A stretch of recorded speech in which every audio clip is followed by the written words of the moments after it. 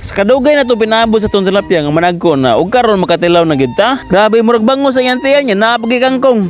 Kanindot mo gayang panahon, sakto po nga magwansari karon ng ato ang mga tilapia. Gigamitan natin ng sabon para manggawas sa mga wati kay mamasulta karon. Dala na po ni Bunya kay primero pa man ning gipamasulan ng ato ang pispan. Ato na nang giandam dayon ng ato ang pasul nga naywati kay para makakuha dayon. Kay laom na sa kayong kautuhon ba o primero pa lang natong itsano dako kayo nga ato nakuha mura kadakon og pad. Ug ang nakanindotan ni atong tilapia karon kay pare-pareha kadagkoon. Dili pareha sa atong primero nito nga buhi nga naigagmay na siya dagko. Pero mas labi gid ang gagmay mao nga wala kita kabawi sa atong puhunan. Pero sige lang kay lesson learn po to siya kay primero pa sa nato pagpamuhi og isda. Pero this time murag makaingon na kita nga nakuha na nato ang saktong timpla sa pagpamuhi og tilapia. Tiaw mo nang 4 months pa lang mura nakadak og pad sa kamot. So para may bawa na to kung pila sud sa 1 kilo nagtimbang ta og pila ka buok. Og sa 5 ka buok gipatagid siya og 1.1 kilo hapit na gini harbisonon. Pwede na gurunta na to harbison pero sa pikas magurunta nga pispan kay gagmay pa kay nawahay to og pila ka adlaw. So kato nga atong agdon nga mo good size pod para mausa na to og harbistanan. Og plano na to nga luto sa to nakuha nga tilapia atong ipaksiw nya butang na to gamay nga gulay. Kanila lagi mo kay daidaran ta mangita na mangita gulay samot na og pamation sa lawas. Ato nang giwaywa ng unod para motopod ang lasa kay purya buyag tambok ang ato ang tilapia. Naabay dili manambok nga ato maning gi-elevate sa pagpakaon. Nya kay porma naman ato abuhan diri kilid sa pispan arit na diri magluto para aesthetic po tan-awon. First thing first, giuna na to ang mantika nya butang nga gamay lamas kay wala pa mamanagko ang ato ang mga lamas nga gipantanom og mga gulay.